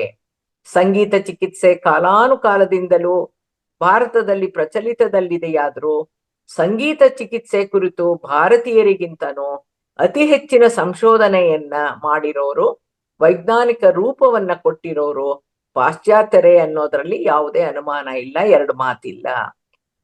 ಸೃಷ್ಟಿಯಲ್ಲಿರೋ ಮಾನವನ ದೇಹ ರಚನೆಗೂ ನಾದಯೋಗದ ಸಂಗೀತ ರಚನೆಗೂ ಯಾವ ರೀತಿಯ ಆಧ್ಯಾತ್ಮಿಕ ಸಂಬಂಧ ಇದೆ ಅಂತ ತಿಳಿಲೇಬೇಕು ನಾವು. ನಾದಯೋಗದ ಪ್ರಕಾರ ಈ ಬ್ರಹ್ಮಾಂಡದ ಮೂಲನೇ ಓಂಕಾರನಾದವಾಗಿದ್ದು, ನಾದದಿಂದ ಶಬ್ದ ತರಂಗ ಹಾಗೂ ಕಂಪನಗಳು ಉತ್ಪತ್ತಿಯಾಗುತ್ತೆ. ಬ್ರಹ್ಮಾಂಡದ ಸೃಷ್ಟಿಯಲ್ಲಿರೋ ಮಾನವನ ದೇಹ ಕೂಡ ಕಂಪನಗಳನ್ನೊಳಗೊಂಡಿರುವಂತಹ ಸೂಕ್ಷ್ಮ ದೇಹ ಮತ್ತು ಸೂಕ್ಷ್ಮ ಶಕ್ತಿ ಕೇಂದ್ರಗಳು, ಅಂದ್ರೆ ನಮ್ಮ ಎನರ್ಜಿ ಬಾಡೀಸ್ ಮತ್ತೆ ಚಕ್ರಗಳು ನಮ್ಗಿದೆ. ನಾವು ಈ ಒಂದು ಸೂಕ್ಷ್ಮ ದೇಹ ಮತ್ತು ಸೂಕ್ಷ್ಮ ಶಕ್ತಿ ಕೇಂದ್ರಗಳನ್ನ ಹೊಂದಿದ್ದು, ಮಾನವನ ದೇಹ ಮತ್ತು ಮನಸ್ಸಿನಲ್ಲಿ ಉಂಟಾಗುವಂತಹ ನಿರಂತರ ಕಂಪನಗಳ ಮೇಲೆ ಶಾಸ್ತ್ರೀಯ ಸಂಗೀತದಲ್ಲಿ ಉಂಟಾಗುವಂತ ಕಂಪನ ಮತ್ತು ಲಯಬದ್ಧ ತರಂಗಗಳು ಹೇಗೆ ಸಕಾರಾತ್ಮಕ ಪ್ರಭಾವವನ್ನುಂಟು ಮಾಡಬಲ್ಲ ಸಾಮರ್ಥ್ಯವನ್ನ ಹೊಂದಿದೆ ಅನ್ನೋದಕ್ಕೆ ನಡೆದಿರುವಂತಹ ನೈಜ ಘಟನೆಗಳು ಯಾವುವೋ, ಅಧ್ಯಾತ್ಮಜನ್ಯ ಶಾಸ್ತ್ರೀಯ ಸಂಗೀತವನ್ನ ಎಲ್ಲೆಲ್ಲಿ ಹೇಗೆ ಭಾರತದಲ್ಲಿ ಬಳಸಲಾಗ್ತಾ ಇತ್ತು ಅಂತ ನೋಡೋಣ. ಸಂಗೀತ ಕಲಿದೇ ಇದ್ರೂ ಕೂಡ ಮಗು ರಚ್ಚೆ ಹಿಡಿದಾಗ ತಾಯಿ ಜೋಗ್ಲ ಹಾಡಿ ಮಗುನ ಸಮಾಧಾನ ಪಡಿಸೋದನ್ನ ನೋಡಿದೀವಿ. ಹಾಡ್ತಾ ತೊಟ್ಲು ತೂಗಿದ್ರಂತೂ ಮಗು ಕೆಲವೇ ನಿಮಿಷಗಳಲ್ಲಿ ನಿದ್ರೆಗೆ ಜಾರೋದನ್ನು ನೋಡಿದೀವಿ. ದೊಡ್ಡವ್ರಿಗೂ ಕೂಡ ನಿದ್ರೆ ಬರದೇ ಇದ್ದಾಗ ಸಂಗೀತ ಕೇಳ್ತಾ ಮಲಗಿದ್ರೆ ನಿದ್ರೆ ತಂತಾನೆ ಬಂದ್ಬಿಡಲ್ವಾ? ಸಂಗೀತದ ಹಾಡಿನ ಪ್ರಭಾವ ಈ ಒಂದು ಚಿಕ್ಕ ಸನ್ನಿವೇಶದಿಂದಲೇ ಸರಳವಾಗಿ ತಿಳಿಬಹುದಾಗಿದೆ. ಹಾಡಿಗೂ ಸಮಾಧಾನ ಸ್ಥಿತಿಗೂ ನಿದ್ರೆಗೂ ಸಂಬಂಧ ಇದೆ ಅನ್ನೋದಂತೂ ಗೊತ್ತಾಗುತ್ತೆ ಅಲ್ವಾ? ಇದು ಯಾವುದೇ ಅವಿದ್ಯಾವಂತನಿಗೂ ಅರ್ಥವಾಗುವಂತ ವಿಚಾರ. ಇದಕ್ಕೇನು ಸಂಶೋಧನೆಗಳು ಬೇಕಾಗಿಲ್ಲ. ಒಬ್ಬ ತಾಯಿ ತನಗ್ ಗೊತ್ತಿರೋ ಹಾಡಿನ 2 ಸಾಲುಗಳನ್ನ ಅವಳದೇ ರಾಗದಲ್ಲಿ ಮತ್ತೆ ಮತ್ತೆ ಗುನುಗುನಿಸ್ತಾ ಮಗುವನ್ನ ಸಮಾಧಾನ ಪಡಿಸೋದಿಲ್ವಾ? ಮಗುನ ನಿದ್ರೆಗೆ ಜಾರಿಸೋದಿಲ್ವಾ? ಇದರಿಂದ ರಾಗದಲ್ಲಿ ಮಾಧುರ್ಯದಲ್ಲಿ ಏನೋ ಶಕ್ತಿ ಇದೆ ಅನ್ನೋಷ್ಟಂತೂ ಅರ್ಥ ಆಗುತ್ತೆ. ಸಾಮವೇದದ ಮಂತ್ರಗಳನ್ನ ಕಟ್ಟುನಿಟ್ಟಾಗಿ ಲಯಬದ್ಧವಾಗಿ ಉಚ್ಚರಿಸೋರ್ಗೂ ಕೇಳೋರ್ಗುನು ಬರಿಗಣ್ಣಿಗೆ ಕಾಣದಂತಹ ಆ ಮಂತ್ರ ಶಕ್ತಿಯನ್ನು ಉತ್ಪತ್ತಿಯಾಗೋ ಶಬ್ದ ತರಂಗಗಳನ್ನು ಕಂಪನದ ಮೂಲಕ ರವಾನಿಸುತ್ತೆ ಅಂತ ಆಯುರ್ವೇದ ಪ್ರೊಫೆಸರ್ ಹಾಗೂ ಯೋಗಾಚಾರ್ಯ ಡಾಕ್ಟರ್ PS ರೈ ತಿಳಿಸ್ತಾ ಏನ್ ಹೇಳಿದ್ದಾರೆ ಅಂದ್ರೆ, ಮಂತ್ರಗಳಲ್ಲೆಲ್ಲಾನು ಓಂಕಾರ ಅತಿ ದೊಡ್ಡ ಬೀಜ ಮಂತ್ರವಾಗಿದ್ದು ಶ್ಲೋಕ ಮತ್ತು ಮಂತ್ರಗಳ ಆರಂಭದಲ್ಲಿ ಮತ್ತು ಮುಕ್ತಾಯದಲ್ಲಿ ಉಚ್ಚರಿಸಲಾಗುತ್ತೆ ಅಂತ ಹೇಳಿದ್ದಾರೆ. ಆಯುರ್ವೇದ ಚಿಕಿತ್ಸೆಯಲ್ಲೂ ಕೂಡ ಮಂತ್ರೋಚ್ಚಾರಣೆ ಮಾಡಬೇಕಾದಂತಹ ಸಂದರ್ಭಗಳಿದ್ದು, ಮಗು ಹುಟ್ಟೋ ಹೆರಿಗೆಯ ಸಂದರ್ಭದಲ್ಲಿ ತಾಯಿ ಪ್ರಸವ ವೇದನೆಯನ್ನ ಅನುಭವಿಸ್ತಾ ಇರುವಾಗ ಸಹಾಯಕರು ಆಯುರ್ವೇದ ಶಲ್ಯ ಚಿಕಿತ್ಸಕ ಸುಶ್ರುತ ಅನ್ನೋ ಶ್ಲೋಕವನ್ನ ಲಯಬದ್ಧವಾಗಿ ಪಠಿಸೋ ಮೂಲಕ ಪ್ರಸವ ವೇದನೆಯನ್ನ ಕಡಿಮೆ ಮಾಡಿರೋ ಬಗ್ಗೆ ಉಲ್ಲೇಖ ಇದೆ. ಪ್ರಾಯೋಗಿಕವಾಗಿ ಹಾಗೂ ಪ್ರಾತ್ಯಕ್ಷಿಕವಾಗಿ ಸಾಬೀತಾಗಿದೆಯಂತೆ. ಸಾಮ್ರಾಟ್ ಅಕ್ಬರನ ಆಸ್ಥಾನ ಗಾಯಕರಾಗಿದ್ದ ತಾನ್ಸೇನ್ರ ಗುರುಗಳಾದ ಸ್ವಾಮಿ ಹರಿದಾಸರು 16ನೇ ಶತಮಾನದಲ್ಲೇನೆ ಒಂದು ನಿರ್ದಿಷ್ಟ ರಾಗಾಲಾಪನೆಯಿಂದಲೇ ಸಾಮ್ರಾಟನ ಮರಣಶಯ್ಯೆಯಲ್ಲಿದ್ದ ರಾಣಿಯೊಬ್ಬಳನ್ನ ಗುಣಪಡಿಸಿದ್ರು ಅನ್ನೋ ಘಟನೆಯ ಬಗ್ಗೆನೂ ದಾಖಲೆ ಇದೆಯಂತೆ. ಒಂದು ಸಾರಿ ಅಕ್ಬರನ ಕೋರಿಕೆಯ ಮೇರೆಗೆ ಪಂಡಿತ್ ತಾನ್ಸೇನು ದೀಪಕ್ ರಾಗ ಹಾಡದಂತೆ. ಹಾಡ್ತಾ ಹೋದಂತೆ ಅವನ ಮೈಯಲ್ಲಿ ಉರಿ ಹತ್ಕೊಂತಂತೆ, ಬೆಂಕಿ ಹತ್ತಗೊಂಡಂಗಾಯ್ತಂತೆ. ದೇಹದಲ್ಲಿ ಶಾಖ ಉತ್ಪತ್ತಿಯಾಗಿ ಜಾಸ್ತಿಯಾಗಿ ತಡೆಯಕ್ಕೆ ಆಗದೆ ಇರೋ ಸ್ಥಿತಿ ತಲುಪಿದ್ರಂತೆ. ಆಗ ತಾನರೀರಿ ಸಹೋದರಿಯರು ಮೇಘಮಲ್ಲಾರನ್ನೋ ರಾಗ ಹಾಡಿ ಮಳೆ ಬರ್ಸಿ ಅವರ ದೇಹದ ತಾಪವನ್ನ ಕಡಿಮೆಗೊಳಿಸಿದ್ರಂತೆ. ತಾನ್ಸೇನ್ನ ದೀಪಕ್ ರಾಗ ದೀಪ ಬೆಳಗ್ಸಿತ್ತು, ಮೇಘಮಲ್ಹಾರ ರಾಗ ಮಳೆ ಬರ್ಸಿತ್ತು ಅನ್ನೋದನ್ನ ಪ್ರಾತ್ಯಕ್ಷಿಕವಾಗಿ ತೋರಿಸಿಕೊಟ್ಟಿತ್ತಂತೆ. ಅದೇ ರೀತಿ ಕವಿರತ್ನ ಕಾಳಿದಾಸ ಚಿತ್ರದಲ್ಲಿ ನಿರ್ದಿಷ್ಟ ಶ್ಲೋಕದಲ್ಲಿ ಶ್ರುತಿಬದ್ಧವಾಗಿ ರಾಗ ತುಂಬಿ ಭುವಂಗತೆ ಅಂತ ಹಾಡಿ ದಿವಂಗತನಾದವನ್ನ ಏಳಿಸಿದ್ದನ್ನ ನಾವು ಚಿತ್ರದಲ್ಲಿ ನೋಡಿದೀವಿ. ಇದೆಲ್ಲ ಸಂಗೀತದಲ್ಲಿ ಅಡಗಿರುವಂತ ಆಧ್ಯಾತ್ಮಿಕ ಶಕ್ತಿ ಚೈತನ್ಯವಲ್ಲವೇ? ಕಾಲಾನುಕಾಲದಲ್ಲಿ ಸಂಗೀತ ಸಾಧಕರು ದಿಗ್ಗಜರು ನೀಡಿರೋ ಪ್ರಾತ್ಯಕ್ಷಿಕೆಗಳಿಗೆ ಸಾಮಾನ್ಯ ವಿಜ್ಞಾನ ಮೂಕ ಪ್ರೇಕ್ಷಕವಾಗಿ ನಿಂತಿದ್ರ ಬಗ್ಗೆ ವಿವರಣೆ 16ನೇ ಆಗಸ್ಟ್ 1998 ಅಲ್ಲಿ ಇಂಡಿಯನ್ ಎಕ್ಸ್‌ಪ್ರೆಸ್ ಅಲ್ಲಿ ಭಾನುವಾರದ ವಿಶೇಷ ಪುರವಣಿಯಲ್ಲಿ ಬಂದಿತ್ತು. ಶ್ರೀಯುತ ತ್ಯಾಗರಾಜ ಭಾಗವತರು ಮೃತ ವ್ಯಕ್ತಿಯನ್ನ ಬಿಲಹರಿ ರಾಗದಲ್ಲಿರೋ ನಾ ಜೀವಧಾರ ಕೀರ್ತನೆಯನ್ನ ಹಾಡಿ ಜೀವಂತ ವ್ಯಕ್ತಿಯನ್ನಾಗಿ ಪರಿವರ್ತಿಸಿ ಉಳಿಸಿದ ಸತ್ಯ ಘಟನೆ ಬಗ್ಗೆ ಓದಿದ್ದೀನಿ. ಶ್ರೀಯುತ ಮುತ್ತುಸ್ವಾಮಿ ದೀಕ್ಷಿತರ್ರವರು 250 ವರ್ಷಗಳ ಹಿಂದೆನೆ ಉದರ ಬೇನೆಯನ್ನ ವಾಸಿ ಮಾಡಕ್ಕೆ ನವಗ್ರಹ ಕೃತಿಗಳನ್ನು, ಸದೃಢವಾದ ಆರೋಗ್ಯವನ್ನ ಕಾಪಾಡ್ಕೊಳ್ಳಕ್ಕೆ ನವಾವರಣ ಕೃತಿಗಳನ್ನು ರಚಿಸಿ ಹಾಡಿರೋ ಬಗ್ಗೆ ಕೇಳಿದ್ದೀನಿ. ಶ್ರೀಯುತ ತ್ಯಾಗರಾಜರ ದುರುಸುಗು ಅನ್ನೋ ಕೀರ್ತನೆಯನ್ನ ಉತ್ತಮ ಆರೋಗ್ಯಕ್ಕಾಗಿ ಹಾಡಿರೋ ಬಗ್ಗೆ ದಾಖಲೆ ಇದೆಯಂತೆ. ಪಿಟೀಲು ಚೌಡಯ್ಯನವರ ಗುರುಗಳು ಶ್ರೀರಂಗಪಟ್ಟಣದ ಶ್ರೀ ಬಿಡಾರಾಮ್ ಕೃಷ್ಣಪ್ಪನವರು. ತಿರುಚಿಯ ಆಳ್ವಾರ್ ಚೆಟ್ಟಿಯಾರ್ ಅನ್ನೋ ವ್ಯಕ್ತಿ ತಮ್ಮ ಉದ್ದಿಮೆಯಲ್ಲಿ ಏರುಪೇರಾಗಿ ಕಷ್ಟಕ್ಕೆ ಸಿಲುಕಿ ಅದನ್ನ ಎದುರಿಸೋ ಧೈರ್ಯ ಸಾಲ್ದೇನೆ ಬುದ್ಧಿ ವಿಕಲವಾಗಿದ್ದಾಗ 2 ತಿಂಗಳು ಯಾವ ಮದ್ದಿಗೂ ರೋಗ ವಾಸಿಯಾಗದೆ ಇದ್ದಾಗ ತಿರುಚಿ ಆಳ್ವಾರ್ ಚೆಟ್ಟಿಯಾರ್ ಅವರಿಗೆ ಶ್ರೀ ಕೃಷ್ಣಪ್ಪನವರ ಸಂಗೀತದ ಮೇಲಿದ್ದ ಪ್ರೀತಿಯನ್ನ ಕಂಡು ಅವರ ಮನೆಯಲ್ಲೇ ಶ್ರೀ ಕೃಷ್ಣಪ್ಪನವರ ಸಂಗೀತವನ್ನ 10 ದಿನಗಳ ಕಾಲ ಆಯೋಜಿಸಿ ಪ್ರತಿದಿನ ಬೆಳಗ್ಗೆ 2 ಗಂಟೆ ಸಂಜೆ 2 ಗಂಟೆ ಸಂಗೀತ ಆಲಿಸ್ತಾ ಬಂದಂತೆ ಅವರು ಗುಣಮುಖರಾಗ ತೊಡಗಿದ್ದ ಸತ್ಯ ಘಟನೆಯ ದಾಖಲೆ ಕೂಡ ಇದೆಯಂತೆ. ಜನವರಿ 2002ರ ಸುಧಾ ಸಂಚಿಕೆಯ ಸುದ್ದಿ ಸ್ವಾರಸ್ಯದಲ್ಲಿ ದಿಲ್ಲಿಯ ಕೊಳಲು ವಾದಕ ರೋಹಿತ್ ಆನಂದ್ ಅನ್ನೋರು ಅಖಿಲ ಭಾರತ ವೈದ್ಯಕೀಯ ಸಂಸ್ಥೆಯ ವಿದ್ಯಾರ್ಥಿಗಳ ಕಾಯಿಲೆಗಳನ್ನ ವಾಸಿ ಮಾಡಿರೋ ಬಗ್ಗೆ ಸಿತಾರ್ ವಾದಕ ಪಂಡಿತ ರವಿಶಂಕರ್ ಅವರು ಬೆನ್ನುಹುರಿ ನೋವನ್ನ ವಾಸಿ ಮಾಡಿರೋ ಬಗ್ಗೆ ವರದಿ ಪ್ರಕಟವಾಗಿತ್ತು. ಚೆನ್ನೈನ ಪಿಟೀಲು ವಾದಕ ಶ್ರೀ ಕುನ್ನುಕುಡಿ ವೈದ್ಯನಾಥನ್ ಅವರ ತಂದೆ ಶ್ರೀ ರಾಮಸ್ವಾಮ ಶಾಸ್ತ್ರಿಗಳು ಅವರು ಒಂದ್ಸಲ ಕಾಯಿಲೆ ಬಿದ್ದು ಕೋಮಾಗೆ ತಲುಪಿದಾಗ ಅಲ್ಲಿಯ ಎಲ್ಲಾ ವೈದ್ಯರು ಅವರನ್ನ ಕೋಮಾದಿಂದ ಹೊರತರಕ್ಕೆ ವಿಫಲರಾಗಿದ್ದಾಗ ಶ್ರೀ ಕುನ್ನುಕುಡಿ ವೈದ್ಯನಾಥನ್ ರವರು ಕೆಲವೊಂದು ಸ್ವರಗಳನ್ನ ನುಡಿಸಿ ಅವರ ತಂದೆಗೆ ಅಚ್ಚುಮೆಚ್ಚಾದ ಭೈರವಿ ರಾಗವನ್ನು ನುಡಿಸಿದ ನಂತರ ಅವರು ಕೋಮಾ ಸ್ಥಿತಿಯಿಂದ ಹೊರಬಂದು ಪ್ರತಿಕ್ರಿಯಿಸಿದ್ರಂತೆ. ಇದು ಸಂಗೀತದಲ್ಲಿ ಅಡಗಿರೋ ಸೂಕ್ಷ್ಮ ರೂಪದ ದೈವಿ ಶಕ್ತಿ ತಾನೆ. ಅದಕ್ಕೆ ಚಿಕಿತ್ಸಾ ಗುಣವನ್ನು ಹೊಂದಿರುವಂತಹ ಸಂಗೀತವನ್ನ ಆಧ್ಯಾತ್ಮಿಕ ಅನ್ನೋದು. ಇತ್ತೀಚೆಗಷ್ಟೇ ಇದೇ 2020 ಜನವರಿನಲ್ಲಿ ಹಿರಿಯ ವೇದ ಪಂಡಿತರೊಬ್ರು ಕೋಮಾಕ್ಕೆ ಹೋಗಿ ಪ್ರತಿಕ್ರಿಯಿಸದೇ ಇದ್ದಾಗ ಡಾಕ್ಟರ್ಗಳು ತಮ್ಮ ಅಸಹಾಯಕತೆಯನ್ನ ವ್ಯಕ್ತಪಡಿಸಿದಾಗ ಪಂಡಿತರ 2 ಶಿಷ್ಯರು ಡಾಕ್ಟರ್ ಅಪ್ಪಣೆ ಮೇರೆಗೆ ಅವರ ಹಾಸಿಗೆ ಬಳಿ ನಿಂತು ವೇದ ಘೋಷಗಳಲ್ಲಿ ತೊಡಗಿದಾಗ ಸ್ವಲ್ಪ ಸಮಯದ ನಂತರ ವೇದ ಪಂಡಿತರ ಪ್ರಜ್ಞೆ ಮರಳಿ ಬಂದು ಕೊನೆಯಲ್ಲಿ ಆ ಪಂಡಿತರು ಕೂಡ ಅವರ ಶಿಷ್ಯರೊಟ್ಟಿಗೆ ವೇದ ಘೋಷದಲ್ಲಿ ಸರಿಸಮಾನವಾಗಿ ಹೇಳತೊಡಗಿದ್ದನ್ನ ವಾಟ್ಸ್ಆಪ್ ನಲ್ಲಿ ನಾನು ನೋಡಿದ್ದೀನಿ. ಈ ವಿಡಿಯೋ ವೈರಲ್ ಕೂಡ ಆಗಿತ್ತು. ಚಿತ್ರ 5 ತೋರಿಸಿ ಸರ್. ಡಿಸೆಂಬರ್ 2018ರಲ್ಲಿ 25ಕ್ಕೂ ಹೆಚ್ಚು ದಿನ ಕೋಮಾದಲ್ಲಿದ್ದ ಕಲ್ಕತ್ತಾದ 21 ವರ್ಷದ ಸಂಗೀತಾ ದಾಸ್ರವರನ್ನ ವೈದ್ಯರು ಹಾಗೂ ಸಂಗೀತ ಚಿಕಿತ್ಸಕರಾಗಿದ್ದ ರಜತ್ ಚೌಧರಿ ಅವರು ಪಿಟೀಲು ವಾದಕ ಡಾಕ್ಟರ್ ರಾಜಮ್ಮನ್ನವ್ರಿಗೆ ಆಸ್ಪತ್ರೆಯಲ್ಲೇ ರೋಗಿಯ ಮುಂದೆ ದಿನಕ್ಕೆ 3 ಬಾರಿ ದರ್ಬಾರಿ ಕಾನಡ ರಾಗವನ್ನ ನುಡಿಸುವಂತೆ ಸೂಚಿಸಿ ಸತತವಾಗಿ 27 ದಿನಗಳ ಸಂಗೀತ ಚಿಕಿತ್ಸೆ ಕೊಟ್ಟು ಕೋಮಾದಿಂದ ಹೊರತಂದಿರೋ ವಿಡಿಯೋ ವೈರಲ್ ಆಗಿತ್ತು. ಸಂಗೀತ ಚಿಕಿತ್ಸೆಯಲ್ಲಿ ಇದೊಂದು ವಿಶೇಷ ಜೀವಂತ ಸಾಕ್ಷಿನೇ ಸರಿ.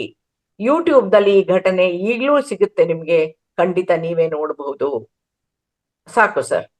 ಮಾನಸಿಕ ಅಸ್ವಸ್ಥತೆಯಿಂದ ಅಥವಾ ಭಯದಿಂದ ಮಾತಿನಲ್ಲಿ ತೊದಲಿರುವಂತಹ ಮಕ್ಕಳನ್ನ, ಮಂದ ಬುದ್ಧಿಯವರಂತೆ ಕೂತಲ್ಲೇ ಕೂತಿರುವಂತಹ ಮಕ್ಕಳನ್ನ, ಅಂಗವಿಕಲತೆಯಿಂದ ಕೀಳರಿಮೆಯಲ್ಲಿ ಬಳಲ್ತಾ ಇರುವಂತಹವ್ರನ್ನ ಸಂಗೀತದಲ್ಲಿ ತೊಡಗಿಸಿದಾಗ ಆ ಮಕ್ಕಳು ತೊದಲ್ದೇನೆ ತನ್ಮಯತೆಯಿಂದ ಹಾಡಕ್ಕೆ, ಚಟುವಟಿಕೆಯಿಂದ ಇರಕ್ಕೆ ಹಾಗೂ ಕೀಳರಿಮೆ ಹೋಗ್ಲಾಡಿಸ್ಕೊಳ್ಳಕ್ಕೆ ಸಾಧ್ಯವಾಗಿದೆ ಅನ್ನೋದನ್ನ ಡಾಕ್ಟರ್ ರಮಣ್ ಕುಮಾರ್ ಅನ್ನೋರು ಸಾಬೀತುಪಡಿಸಿದ್ದಾರೆ. ಪ್ರಸಿದ್ಧ ಸಂಮೋಹಿನಿ ತಜ್ಞ ಪ್ರೊಫೆಸರ್ ಪ್ರದೀಪ್ ಅಗರ್ವಾಲ್ ಅನ್ನೋರು ಮೆದುಳಿನ ತರಂಗಗಳಲ್ಲಿ ಪ್ರಭಾವಿತ ಬದಲಾವಣೆಗಳನ್ನ ತರಕ್ಕೆ, ಎಚ್ಚರ ಸ್ಥಿತಿಯಿಂದ ಸುಪ್ತ ಸ್ಥಿತಿ ಕರ್ಕೊಂಡು ಹೋಗಕ್ಕೆ, ಆಳವಾದ ತನ್ಮಯ ಸ್ಥಿತಿಗೆ ತೆಗೆದುಕೊಂಡು ಹೋಗಕ್ಕೆ ಸುಮಧುರವಾದ ಲಯಬದ್ಧ ಕೊಳಲು, ಬಾನ್ಸುರಿ ಹಾಗೂ ವಯೋಲಿನ್ ವಾದ್ಯ ಸಂಗೀತಗಳನ್ನ ಬಳಸ್ತಾ ಇದ್ದಾರೆ. ಇವೆಲ್ಲ ನಡೆದಿರುವಂತಹ ದಾಖಲಾಗಿರುವಂತಹ ನಿಜ ಘಟನೆಗಳೇ ಆಗಿದ್ರು ಈ ವಿಜ್ಞಾನ ಯುಗದಲ್ಲಿ ಎಲ್ಲಕ್ಕೂ ಸಾಕ್ಷಿ ಕೇಳ್ತಾರೆ. ಪ್ರಾಯೋಗಿಕವಾಗಿ ಸಾಬೀತಾಗಿರ್ಬೇಕು ಅಂತಾರೆ.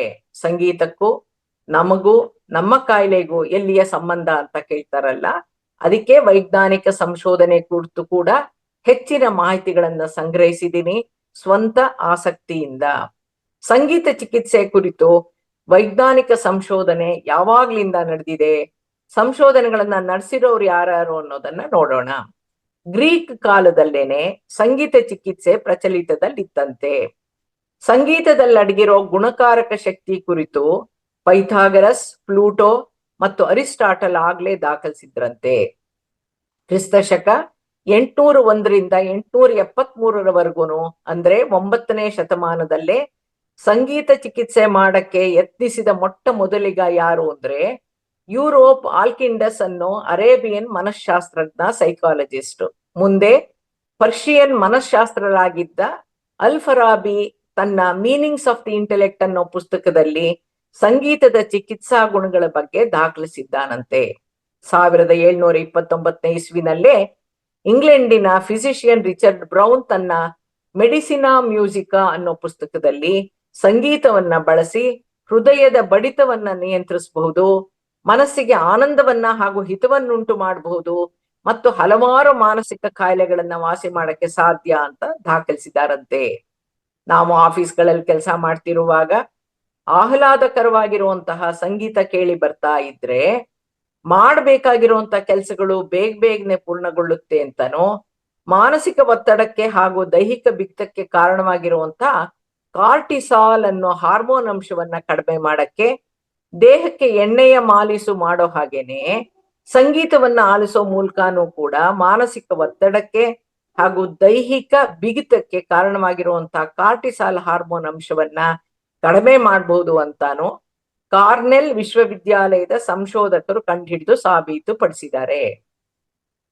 ಶಸ್ತ್ರಚಿಕಿತ್ಸೆಗೆ ಮುನ್ನ ಮತ್ತು ಶಸ್ತ್ರಚಿಕಿತ್ಸೆ ಮಾಡ್ತಾ ಇರುವಾಗ ಸಂಗೀತವನ್ನ ಆ ವ್ಯಕ್ತಿಗೆ ಕೇಳಿಸ್ತಾ ಇದ್ದಲ್ಲಿ ಅವನ ಆತಂಕ ಕಡಿಮೆ ಆಗಿ ಅವನಿಗೆ ನೀಡಬೇಕಾಗಿರುವಂತ ಅರಿವಳಿಕೆ ಅಂದ್ರೆ ಅನಸ್ತೇಶಿಯಾ ಕೂಡ ಮಿತಿಯಲ್ಲಿರೋ ಬಗ್ಗೆ ರುಜುವಾತಾಗಿದೆ. ಶಸ್ತ್ರಚಿಕಿತ್ಸೆಯ ನಂತರ ಸಂಗೀತವನ್ನ ನಿರಂತರವಾಗಿ ಕೇಳಿಸೋದ್ರಿಂದ ನೋವು ಕಡಿಮೆ ಆಗಿರೋ ಬಗ್ಗೆನೂ ನೂರಾರು ನಿದರ್ಶನಗಳಿವೆ. ಆಸ್ಟ್ರೇಲಿಯಾ ದೇಶದ ಸಂಶೋಧಕರ ಪ್ರಕಾರ ತಾಳಗಳಿಲ್ಲದೆ ಇರುವಂತಹ ನಿರರ್ಗಳ ಆನಂದದಾಯಕ ಸಂಗೀತವನ್ನ ಆಲಿಸೋ ಮೂಲಕ ವೃತ್ತಿಪರ ಸಮಸ್ಯೆಗಳಿಗೆ ಸೃಜನಾತ್ಮಕ ಪರಿಹಾರಗಳನ್ನ ಕಂಡುಕೊಳ್ಳಬಹುದಾಗಿದೆ ಅಂತ ಪ್ರಾಯೋಗಿಕವಾಗಿ ತೀರ್ಮಾನಿಸಿದ್ದಾರೆ. ಚಿತ್ರ 6 ತೋರಿಸಿ ಸರ್. 6 ಮತ್ತೆ 7 ತೋರಿಸಿದ್ರಾಯ್ತು. ನೊಬೆಲ್ ಪ್ರಶಸ್ತಿ ವಿಜೇತ ಭಾರತೀಯ ವಿಜ್ಞಾನಿ ಸರ್ ಸಿ.ವಿ. ರಾಮನ್ ರವರು ಭಾರತೀಯ ಸಂಗೀತ ವಾದ್ಯಗಳ ಮತ್ತದರ ಧ್ವನಿಶಾಸ್ತ್ರಗಳ ಕಂಪನಗಳ ಕುರಿತಂತೆ ಅತೀವ ಸಂಶೋಧನೆಯನ್ನ ಮಾಡಿದ್ದಾರೆ ಇವರು. ನೆಕ್ಸ್ಟ್ ಚಿತ್ರ 7.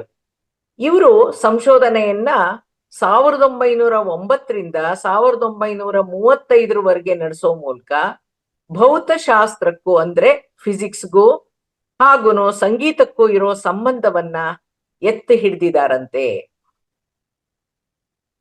ಇವರು ಸಾಕಷ್ಟು ರಿಸರ್ಚ್ ಮಾಡಿದ್ದಾರೆ ಸರ್ ಸಿ.ವಿ. ರಾಮನ್ ಅವರು. Okay, thank you sir. 1990ರ ದಶಕದಲ್ಲಿ ಅತಿ ಪ್ರಸಿದ್ಧ ಗೋಟುವಾದ್ಯವಾದಕ ಭಾರತೀಯ ಸಂಗೀತಕಾರ ಚಿತ್ರವಿನ ಎನ್ ರವಿಕಿರಣ್ ರವರು ಅಕೌಸ್ಟಿಕ್ ಭೌತಶಾಸ್ತ್ರದ ಮೂಲಭೂತ ಮಾನದಂಡಗಳನ್ನ ಆಧರಿಸಿ ಮ್ಯೂಸೋಪತಿ ಅಂತ ಕರೆಯಲ್ಪಡೋ ಔಷಧೇತರ ಚಿಕಿತ್ಸಾ ವಿಧಾನದ ಮತ್ತೊಂದು ಆಯಾಮವನ್ನ ಪರಿಚಯಿಸಿದ್ದಾರೆ. 2010ರಲ್ಲಿ ಡಾಕ್ಟರ್ ದಿನೇಶ್ ಶರ್ಮಾರವರು ಸೂಕ್ತ ಸಮಯದಲ್ಲಿ ಆಹ್ಲಾದಕರ ಶಬ್ದ ತರಂಗಗಳನ್ನ ಹಸಿರು ಔಷಧಂತೆಯೇ ಬಳಸಬಹುದು ಅನ್ನೋ ಧ್ಯೇಯ ವಾಕ್ಯದೊಂದಿಗೆ Indian association of music therapy ಅನ್ನೋ ಸಂಸ್ಥೆಯನ್ನ ಸ್ಥಾಪಿಸಿ ಅಂತಾರಾಷ್ಟ್ರೀಯ ವೇದಿಕೆಯಲ್ಲಿ ಸಂಗೀತ ಚಿಕಿತ್ಸೆಯ ಸಂಶೋಧನೆಯನ್ನ ಜನಪ್ರಿಯಗೊಳಿಸಿ ಉತ್ತೇಜಿಸೋಕ್ಕೋಸ್ಕರನೇ ಅವರು international journal of music therapy ಅನ್ನೋ ಸರಣಿ ಸಂಚಿಕೆಯನ್ನು ಕೂಡ ಪ್ರಕಟಿಸಿದ್ದಾರಂತೆ. ಚಿತ್ರ 8 ಸರ್. ಕೇರಳದ ಡಾಕ್ಟರ್ ಸುವರ್ಣ ನಲಪತ್ ಅನ್ನೋರು ಸಂಗೀತ ಚಿಕಿತ್ಸೆ ಕುರಿತು ಭಾರತೀಯ ಸನ್ನಿವೇಶದಲ್ಲಿ ಅಧ್ಯಯನ ನಡೆಸಿದ್ದಾರೆ.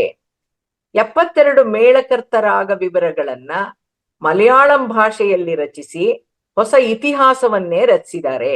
ಇವರ ಸಿದ್ಧಾಂತ ಏನು ಅಂದ್ರೆ, ಸಂಗೀತವು ಸಾಮವೇದದ ಮೂಲವಾದ ಓಂಕಾರ ಮತ್ತು ಪ್ರಣವ ಶಬ್ದದಿಂದ ಹೊರಹೊಮ್ಮಿದ್ದು, ಖಗೋಳ ಭೌತಶಾಸ್ತ್ರ ಮತ್ತು ಸಂಗೀತವು ಪರಸ್ಪರ ಸಂಬಂಧವನ್ನ ಪ್ರಾಕೃತಿಕವಾಗಿ ಹೊಂದಿದೆ ಅಂತಾನು, ಸಂಗೀತವು ಅಜ್ಞಾನದ ಕತ್ತಲೆಯನ್ನು ಹಾಗೂ ಸಂಸಾರದಲ್ಲಿರುವಂತಹ ದುಃಖ ದುಮ್ಮಾನಗಳನ್ನ ಹೊರದೂಡುತ್ತೆ ಅಂತಾನು, ಸಂಗೀತವು ಮಕ್ಕಳ ಶಿಕ್ಷಣದಲ್ಲಿ, ವ್ಯಕ್ತಿತ್ವ ನಿರ್ಮಾಣದಲ್ಲಿ, ಕೆಲಸದ ಸ್ಥಳಗಳಲ್ಲಿ, ಒತ್ತಡರಹಿತ ಪರಿಸರ ಸೃಷ್ಟಿಯಲ್ಲಿ, ದಿನನಿತ್ಯದ ಜೀವನದಲ್ಲಿ ಮುಖ್ಯ ಪಾತ್ರವನ್ನ ವಹಿಸುತ್ತೆ ಅನ್ನೋದನ್ನ ಸಾಬೀತುಪಡಿಸಿದ್ದಾರೆ.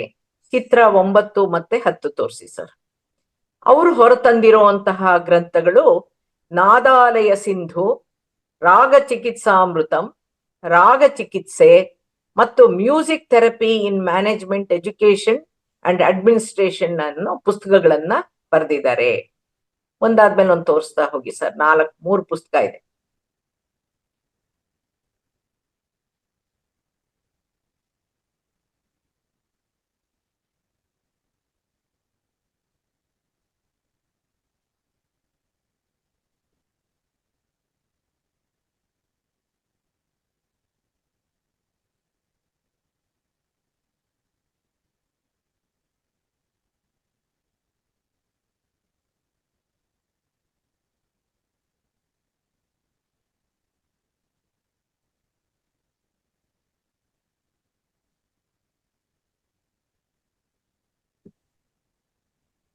ಈ ಪುಸ್ತಕ ಕೂಡ ಮತ್ತೊಂದು ಆಧಾರಿತ ಸಂಗೀತ ಚಿಕಿತ್ಸೆ ಕುರಿತ ಪುಸ್ತಕ. ಮ್ಯೂಸಿಕ್ ಈಸ್ ಮೆಡಿಸಿನ್ ಅಂತ, healing brain injuries through ragas ಅಂತ ಅನ್ನೋ ಪುಸ್ತಕವನ್ನ 6 ಜನ ಸೇರಿ ಬರೆದಿದ್ದಾರೆ. ಚಿತ್ರ 12 ತೋರಿಸಿ ಸರ್. ಕರ್ನಾಟಕ ಸಂಗೀತ ಮತ್ತು ವೀಣಾವಾದನದಲ್ಲಿ ವಿದ್ವತ್ ಪಡೆದಿರುವಂತ ಡಾಕ್ಟರ್ ಗೀತಾ ಭಟ್ರವರ ಕೊಡುಗೆ ಅಪಾರ. ಇವರು ಶೈಕ್ಷಣಿಕವಾಗಿ ಕಂಪ್ಯೂಟರ್ ಸೈನ್ಸ್ ಮತ್ತು ಮಕ್ಕಳ ಮನೋಶಾಸ್ತ್ರದಲ್ಲಿ ಸ್ನಾತಕೋತ್ತರ ಪದವಿಯನ್ನ ಪಡೆದು ಮಾನಸಿಕ ಆರೋಗ್ಯದ ಮೇಲೆ ಶಾಸ್ತ್ರೀಯ ಸಂಗೀತ, ಧ್ವನಿ ಮತ್ತು ಲಯದ ಪರಿಣಾಮಗಳು ಹಾಗೂ ಪ್ರಯೋಜನಗಳು ಅನ್ನೋ ಕುರಿತು ನಡೆಸಿದಂತ ವಿಶೇಷ ಸಂಶೋಧನೆಗಾಗಿ ಲಂಡನ್ ವಿಶ್ವವಿದ್ಯಾಲಯದಿಂದ ನ್ಯೂರೋ ಮ್ಯೂಸಿಕಾಲಜಿ, ಶಾಸ್ತ್ರೀಯ ಸಂಗೀತದ ಚಿಕಿತ್ಸಕ ಶಕ್ತಿಗಳು ಅನ್ನೋ ಪ್ರಾತ್ಯಕ್ಷಿಕ ಸಂಬಂಧಕ್ಕೆ ಡಾಕ್ಟರೇಟ್ ಪದವಿಯನ್ನ ಅವರ 29ನೇ ವಯಸ್ಸಿನಲ್ಲೇ ಪಡೆದಿದ್ದಾರೆ. ಸಾಮಾನ್ಯವಾಗಿ ಥ್ಯಾಂಕ್ ಯು ಸರ್. ಸಾಮಾನ್ಯವಾಗಿ ಹೊರದೇಶದಲ್ಲಿ ಕಲ್ತಿರೋರು, ಸಾಧಿಸಿದವರು ತಮ್ಮ ಸ್ವದೇಶಕ್ಕೆ ವಾಪಸ್ ಬರದೇನೆ ಅಲ್ಲೇ ಶಾಶ್ವತವಾಗಿ ನೆಲೆಸಿಬಿಡ್ತಾರೆ. ಅವರ ಜ್ಞಾನ ಮತ್ತು ಅನುಭವ ನಮ್ಮ ಭಾರತಕ್ಕೆ ಲಭ್ಯವಿಲ್ಲದೆ ಇರೋದು ವಿಷಾದನೀಯ. ಆದರೆ ಡಾಕ್ಟರ್ ಗೀತಾ ಭಟ್ರವರು ಬೆಂಗಳೂರಿನ ಮಲ್ಲೇಶ್ವರಂನಲ್ಲಿ ಹಂಸ ಕುಟೀರ ಅನ್ನೋ ಸಂಗೀತ ಶಾಲೆ ಹಾಗೂ ಕೌನ್ಸೆಲಿಂಗ್ ಕೇಂದ್ರವನ್ನ ತೆರೆದು ಅಂಗವಿಕಲ, ಬುದ್ಧಿಮಾಂದ್ಯ, ನರಮಂಡಲದ ಸಮಸ್ಯೆಯಿಂದ, ಮಾನಸಿಕ ಅಸ್ವಸ್ಥತೆಯಿಂದ ಮತ್ತು ವಿಕಲಚೇತನರಾಗಿ ಬಳಲ್ತಾ ಇರುವಂತಹ ಮಕ್ಕಳಿಗೆ ಸಂಗೀತ ಚಿಕಿತ್ಸೆ ಮೂಲಕ ನವಚೇತನವನ್ನ ತುಂಬುವಂತಹ ಘನ ಕಾರ್ಯವನ್ನ ಮಾಡ್ತಾ ಇದ್ದಾರೆ.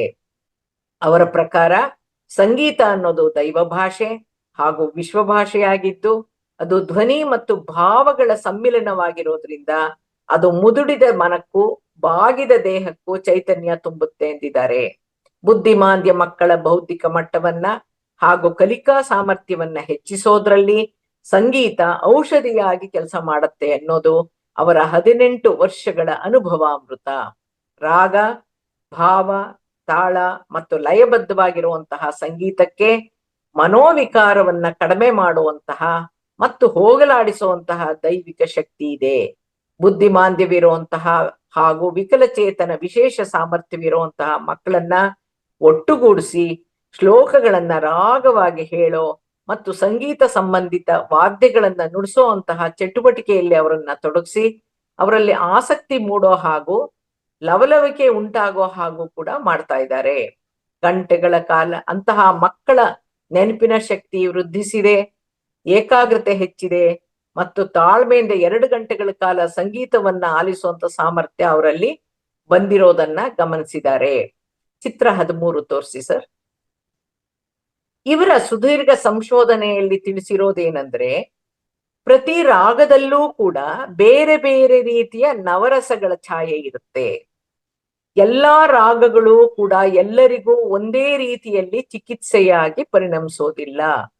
ವ್ಯಕ್ತಿಯ ಮಾನಸಿಕ ಸ್ಥಿತಿಯನ್ನ ಗಮನಿಸಿ ಆ ಮಗುವಿಗೆ ಯಾವ ರಸದ ಅವಶ್ಯಕತೆ ಇದೆ, ಅವನನ್ನ ಮೇಲೆತ್ತಕ್ಕೆ ಯಾವ ರಾಗ ಸಹಾಯ ಮಾಡುತ್ತೆ ಅನ್ನೋದನ್ನ ತಿಳಿದು ಚಿಕಿತ್ಸೆ ಮಾಡಬೇಕು ಅಂತ ತಿಳಿಸಿದ್ದಾರೆ. ಉದಾಹರಣೆಗೆ ಆತ್ಮಹತ್ಯೆಯ ಮನೋಭಾವನೆ ಇರೋರ್ಗೆ, ಸ್ಕಿಜೋಫ್ರೇನಿಯಾ ಇರುವಂತವ್ರಿಗೆ, ಖಿನ್ನತೆಯಿಂದ ಬಳಲ್ತಾ ಇರೋರ್ಗೆ ಯಾವುದೇ ಕಾರಣಕ್ಕೂ ವೈರಾಗ್ಯ ರಸವನ್ನ ಪ್ರಚೋದಿಸುವಂತಹ ಶುಭ ಪಂತುವರಾಳಿ ರಾಗವನ್ನ ಚಿಕಿತ್ಸೆಯಲ್ಲಿ ಬಳಸಬಾರ್ದು ಅಂತಾನೋ, ಬುದ್ಧಿಮಾಂದ್ಯ, ನರಮಂಡಲದ ಸಮಸ್ಯೆಯಿಂದ, ಮಾನಸಿಕ ಅಸ್ವಸ್ಥತೆಯಿಂದ ಮತ್ತು ವಿಕಲಚೇತನದಿಂದ ಬಳಲ್ತಾ ಇರುವಂತಹ ಮಕ್ಕಳಿಗೆ ಶಂಕರಾಭರಣ, ಕಾಪಿ, ಬೃಂದಾವನ ಸಾರಂಗ ರಾಗಗಳನ್ನ ಬಳಸಿ ಉತ್ತಮ ಫಲಿತಾಂಶವನ್ನ ಪಡಿಬಹುದು ಅಂತಾನೋ ಅವರ ಯೂಟ್ಯೂಬ್ ನಿಂದ ತಿಳಿದಿದೆ. ಸೆರೆಬ್ರಲ್ ಪ್ಲಾಲ್ಸಿ ಇರುವಂತಹ ಮಕ್ಕಳಲ್ಲಿ ಕೈಕಾಲುಗಳ ಚಲನೆ ಸಂಪೂರ್ಣವಾಗಿ ಇಲ್ಲದಿರುವಂತಹ ಸಂದರ್ಭದಲ್ಲಿ ರಿದಮ್ ಥೆರಪಿ ಅಂದ್ರೆ ಲಯಬದ್ಧವಾದ ತಾಳಗಳನ್ನ ಕೇಳಿಸೋದು ಅಥವಾ ಆ ಮಕ್ಕಳೇ ಡ್ರಮ್ಸ್ ನುಡಿಸೋ ಹಾಗೂನು ಅಥವಾ ತಾಳಕ್ಕೆ ತಕ್ಕಂತೆ ಕೈಕಾಲುಗಳ ಚಲನೆ ಮಾಡೋ ಅಂತನೂ ತರಬೇತಿ ನೀಡಿ ಆ ಮಕ್ಕಳಲ್ಲಿರೋ ಮೋಟಾರ್ ಸ್ಕಿಲ್ಸ್ ಬೆಳೆಸಬಹುದಾಗಿದೆ ಎಂದಿದ್ದಾರೆ. ಅತಿ ತುಂಟ ಮಕ್ಕಳನ್ನ ಸಂಗೀತದಲ್ಲಿ ತೊಡಗಿಸಿ ಅವರಲ್ಲಿ ಆಸಕ್ತಿ, ಏಕಾಗ್ರತೆ ಮತ್ತು ನೆನಪಿನ ಶಕ್ತಿಯನ್ನ ಬೆಳೆಸಬಹುದು. ಅವರ ಜಾಣ್ಮೆಯನ್ನ ಸನ್ಮಾರ್ಗದೆಡೆಗೆ, ಪ್ರತಿಭೆಯ ಕಡೆಗೆ ತಿರುಗಿಸಬಹುದು ಅಂತ ಹೇಳಿದ್ದಾರೆ. Thank you sir. ಅಂಗವಿಕಲ ಹಾಗೂ ಬುದ್ಧಿಮಾಂದ್ಯ ಮಕ್ಕಳ ಮೇಲೆ ಸಂಗೀತ ಚಿಕಿತ್ಸೆಯ ಪ್ರಭಾವ ಕುರಿತು 1950ನೇ ಇಸ್ವಿನಲ್ಲೇನೆ ಪಾಲ್ ನಾರ್ಡಾಫ್ ಮತ್ತು ಕ್ಲೈವ್ ರಾಬಿನ್ಸ್ ಅನ್ನೋರು 20 ವರ್ಷಗಳ ಕಾಲ ಸುದೀರ್ಘ ಸಂಶೋಧನೆ ನಡೆಸಿ ಒಂದು ನಿರ್ದಿಷ್ಟ ಸಂಗೀತ ಚಿಕಿತ್ಸಾ ವಿಧಾನದ ತಳಪಾಯವನ್ನ ಹಾಕೊಟ್ಟಿದ್ದಾರೆ. ಚಿತ್ರ 14 ಸರ್. ಪಿಕ್ಚರ್ 14. ಭಾರತ ದೇಶದ ತಮಿಳುನಾಡಿನ ವಿದ್ವಾನ್ ಕುನ್ನುಕುಡಿ ವೈದ್ಯನಾಥನ್ ರವರು ರಾಗ ಸಂಶೋಧನಾ ಕೇಂದ್ರದ ಅಧ್ಯಕ್ಷರಾಗಿ ಕಾರ್ಯನಿರ್ವಹಿಸಿ ಚಿಕಿತ್ಸೆಯಾಗಿ ಬಳಸಬಹುದಾದಂತಹ ರಾಗಗಳ ಕುರಿತು ಸಂಶೋಧನೆ ನಡೆಸಿ ರಕ್ತದೊತ್ತಡಕ್ಕೆ ಆನಂದ ಭೈರವಿ ರಾಗ ಚಿಕಿತ್ಸೆ ಅಂತನೂ, ಮಾನಸಿಕ ಅಸ್ವಸ್ಥತೆಗೆ ಶಂಕರಾಭರಣ ರಾಗ ಅತ್ಯುತ್ತಮ ಅಂತನೂ ದಾಖಲಿಸಿದ್ದಾರೆ. ಚಿತ್ರ 15 ಸರ್. ಭಾರತದ ಮೈಸೂರಿನ ಗಣಪತಿ ಸಚ್ಚಿದಾನಂದ ಆಶ್ರಮದ ಪೀಠಾಧ್ಯಕ್ಷರಾಗಿರುವಂತಹ ಡಾಕ್ಟರ್ ಶ್ರೀ ಶ್ರೀ ಗಣಪತಿ ಸಚ್ಚಿದಾನಂದ ಸ್ವಾಮೀಜಿಯವರು ಧ್ಯಾನಕ್ಕಾಗಿ ಹಾಗೂ ಚಿಕಿತ್ಸೆಗಾಗಿ ರಚಿಸಿರುವಂತಹ ವಿಶಿಷ್ಟ ನಾದ ಸಂಗೀತವನ್ನ ಪ್ರಪಂಚದ ವಿವಿಧ ದೇಶಗಳಲ್ಲಿ ಆಸ್ಪತ್ರೆಗಳಲ್ಲಿ ಬಳಸಲಾಗ್ತಾ ಇದೆಯಂತೆ. ಪ್ರಾಚೀನ ಗ್ರಂಥವಾದ ಸ್ವರಶಾಸ್ತ್ರ ಅನ್ನೋ ಗ್ರಂಥದಲ್ಲಿ ಏನ್ ಹೇಳಿದೆಯಂತೆ ಅಂದ್ರೆ, 72 ಮೇಳಕರ್ತ ರಾಗಗಳು ದೇಹದ 72,000 ನಾಡಿಗಳನ್ನ ನಿಯಂತ್ರಿಸುತ್ತೆ ಅಂತ ಇದೆಯಂತೆ. ಮಾನವನ ದೇಹದಲ್ಲಿರೋ 72,000 ನಾಡಿಗಳನ್ನ 14 ಮುಖ್ಯ ಮೆರಿಡಿಯನ್ಗಳು ಶುದ್ಧೀಕರಿಸಿ ಅಂಗಾಂಗಗಳು ಕ್ರಿಯಾತ್ಮಕವಾಗಿ ಕಾರ್ಯನಿರ್ವಹಿಸುವಂತಹ ರಾಗಗಳನ್ನ ಸಂಯೋಜಿಸಿ ಅವರೇ ಜಪಾನಿನ ರೋಲ್ಯಾಂಡ್ ಸಿಂಥಸೈಸರ್ ಅನ್ನೋ ವಾದ್ಯದ ಮೂಲಕ ಅದ್ರ ಜೊತೆನಲ್ಲಿ ನುಡಿಸ್ತಾ ನಾದ ಚಿಕಿತ್ಸೆಯ ಪ್ರಾತ್ಯಕ್ಷಿಕೆ ನೀಡಿದ್ದಾರೆ. ಅವರ ಪ್ರಕಾರ ಮೂಲವಾಗಿ ಸಂಗೀತ ಭಕ್ತಿ ಪ್ರಧಾನವಾಗಿತ್ತು. ಹಿಂದಿನ ಕಾಲದಲ್ಲಿ ರಾಗರಾಗಿಣಿ ಅನ್ನೋ ವಿದ್ಯೆಯಿಂದ ಕಾಯಿಲೆಗಳನ್ನ ಗುಣಪಡಿಸಲಾಗ್ತಾ ಇತ್ತು. ಸಂಗೀತ ಚಿಕಿತ್ಸೆ ಯಶಸ್ವಿಯಾಗಬೇಕಿದ್ರೆ ಆಯುರ್ವೇದ ಜ್ಞಾನ ಕೂಡ ಅತ್ಯಂತ ಅವಶ್ಯಕ ಅಂತಂದಿದ್ದಾರೆ. ಯಾಕೆಂದ್ರೆ ಯಾವ ರಾಗ ಯಾವ ಹೊತ್ತಿನಲ್ಲಿ ಹಾಡ್ಬೇಕು, ಯಾವ ಋತುವಿನಲ್ಲಿ ಯಾವ ರಾಗ ಅನ್ನೋ ಅರಿವು ಕೂಡ ಬಹಳ ಮುಖ್ಯ. ವಾತ ಪಿತ್ತ ಕಫ ವೃದ್ಧಿಯಾಗೋ ಸಮಯ ಯಾವುದು ಅಂತ ತಿಳಿದು ತ್ರಿದೋಷಗಳನ್ನ ಕಡಿಮೆ ಮಾಡಕ್ಕೆ ಆಯಾ ಕಾಲದಲ್ಲಿ ಸೂಕ್ತ ರಾಗವನ್ನ ಹಾಡಬೇಕಾಗತ್ತೆ ಅಂತ ಶ್ರೀ ಶ್ರೀ ಗಣಪತಿ ಸಚ್ಚಿದಾನಂದ ಸ್ವಾಮಿಗಳು ಹೇಳಿದ್ದಾರೆ. ಬೆಂಗಳೂರಿನ ENT specialist doctor Sunil Narayan Dutt ಅನ್ನೋರು ಇಂಗ್ಲೆಂಡ್ ನಲ್ಲಿ ಅಧ್ಯಯನ ಮಾಡುವಾಗ ಗೊರಕೆ ಹೊಡೆಯೋರ ಮೇಲೆ ಸಂಗೀತ ಚಿಕಿತ್ಸೆಯಿಂದ ಗೊರಕೆಯನ್ನ ನಿಲ್ಲಿಸೋದ್ರಲ್ಲಿ ಯಶಸ್ವಿಯಾಗಿದ್ದಾರೆ. ಅಲ್ಲಿಯ ಜನರಲ್ ಫಿಸಿಷಿಯನ್ ಆಗಿರುವಂತ ಡಾಕ್ಟರ್ ಎಲಿಜಬೆತ್ ಸ್ಕಾಟ್ ಅನ್ನೋರು ಹೊರತಂದಿರುವಂತ ಸೌಂಡ್ಲೆಸ್ ಸ್ಲೀಪ್ ಫಾರ್ ಸ್ನೋರರ್ಸ್ ಅನ್ನೋ ಧ್ವನಿ ಸುರುಳಿನಲ್ಲಿ ಅತ್ಯಂತ ಪ್ರಸಿದ್ಧವಾಗಿದೆಯಂತೆ. ಹೆಚ್ಚಿನ ಬಳಕೆಯಲ್ಲಿ ಅದನ್ನ ಉಪಯೋಗಿಸ್ತಾ ಇದ್ದಾರಂತಲ್ಲಿ. 1992ರಲ್ಲಿ ಪ್ರಾರಂಭವಾದಂತ American music therapy association AMTA ಅಂತ ಕರೀತಾರೆ, ನಿರಂತರವಾಗಿ ಸಂಶೋಧನೆಯಲ್ಲಿ ತೊಡಗಿದೆ.